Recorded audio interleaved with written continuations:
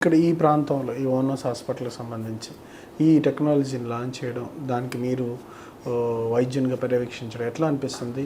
దీని ద్వారా వచ్చిన పేషెంట్స్ ఎట్లా ఫీల్ అవుతుంది? ఈ ప్రాంతంలో చూస్తే ఈస్ట్ హైదరాబాద్ చంపాపేట ఇటు సైడ్ తీసుకుంటే there are hospitals, but advanced technologies అనేది తక్కువ. సో యూజువల్గా మనం అందరికీ తెలిసిందంటే వెస్ట్ సైడ్ అంతా ఎక్కువ ఉంటాయి అనేది అందరికీ. సో వీ వాంట్ ఈ ప్రాంత ప్రజలకు కూడా అంత అత్యాధునికమైన టెక్నాలజీని తీసుకొని రావాలనేదే మా ఉద్దేశం. That to we are providing all this at regular prices, we are not charging any extra prices. ఈ టెక్నాలజీ అంతా కూడా సేమ్ ఏదైతే రొటీన్ ప్రైజెస్ ఉన్నాయో దాంట్లోనే we are incorporating it. Why we are doing is for betterment of the people. So ఎందుకంటే at whatever the initial stage if you get the good treatment, later స్టేజ్లో మీకు further complications కానీ మళ్ళీ అవి చేయించుకోవాల్సిన అవసరం కానీ రాకూడదు.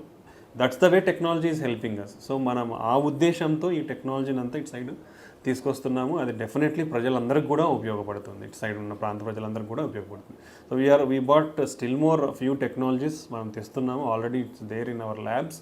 సో ఎనీ పేషెంట్స్ వాళ్ళకి ఏంటంటే ఒకటి యాంజియో క్యూఎఫ్ఆర్ అంటాం. యాంజియో క్యూఎఫ్ఆర్ అంటే ఇప్పుడు నార్మల్గా మనకి హార్ట్ అటాక్ వచ్చింది అనుకోండి, వాళ్ళకి ఏంటంటే మనం యాంజియోగ్రామ్ అనేది సజెస్ట్ చేస్తాం అనమాట. ఓకే, సో చాలామంది సడన్ హార్ట్ అటాక్ కాకుండా నడిస్తే ఛాతీ నొప్పి రావడం, నడిస్తే ఆయాసం రావడము, particularly age more than 40 to 50 years ఉన్న వాళ్ళు కానీ, బీపీ షుగర్ ఉన్న వాళ్ళు కానీ, లేదంటే కిడ్నీ ప్రాబ్లమ్స్, కొలెస్ట్రాల్ ప్రాబ్లమ్స్, ఊబకాయం ఉన్నవాళ్ళు, ఒబిసిటీ, స్మోకింగ్, ఆల్కహాల్ ఉన్న వాళ్ళు, వీళ్ళందరిలో కూడా గుండె జబ్బులు వచ్చే ప్రమాదం ఉంటుంది.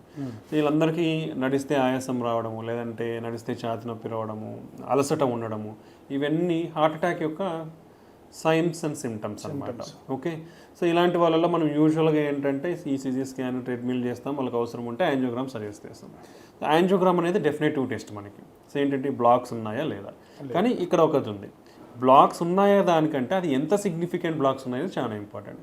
మనం సిగ్నిఫికెంట్ బ్లాక్స్ అంటే మోర్ దెన్ 50% అంటే సిగ్నిఫికెంట్ బ్లాక్ ఉంటాం, కానీ ఆ బ్లాక్ మనకి ప్రాబ్లం కాజ్ చేసేది ఏంటంటే మోర్ దెన్ 80% బ్లాక్ ఉంటేనే మనకు అది డెఫినెట్లీ మన సిమ్టమ్స్కి కాజ్ చేస్తుంది. అలా కాకుండా మనం బార్డర్ లైన్ అంటాం, 50 to 70% ఉన్నదని బార్డర్ లైన్ బ్లాక్స్ అంటే వీరిలో కొందరికి అవసరం ఉండదు ఏది ఫర్దర్ ప్రొసీజర్ స్టంటింగ్ అని, కొందరిలో అవసరం ఉంటుంది. ఎలా ఐడెంటిఫై చేస్తాం? ఇంతకుముందు ఏంటంటే మనం మళ్ళీ ఒక స్పెషల్ వైర్ పంపించి ఆ వైర్ ద్వారా కొన్ని ఇంజెక్షన్స్ ఇచ్చేసి ఈ విధంగా చేయాల్సి వచ్చేది. ఇదంతా కొంచెం ప్రాసెస్, డ్రగ్స్ ఇవ్వాలి, ఇదంతా ఉండేది. యాంజియోగ్రామ్లోనే చేసేయాల్సింది. ఇప్పుడు ఏంటంటే ఇవన్నీ చేయాల్సిన అవసరం లేదు. అడ్వాన్స్డ్ టెక్నిక్స్, ఆర్టిఫిషియల్ ఇంటెలిజెన్స్ ఇవన్నీ వచ్చిన తర్వాత అంటే ఇవన్నీ కూడా దే ఆర్ అనలైజింగ్. అంటే ఈ విధంగా టెస్ట్ చేసిన వాల్యూస్కి వీళ్ళు ఏంటంటే ఈ సాఫ్ట్వేర్ అనాలిసిస్లోనే they can identify whether that block is significant or not.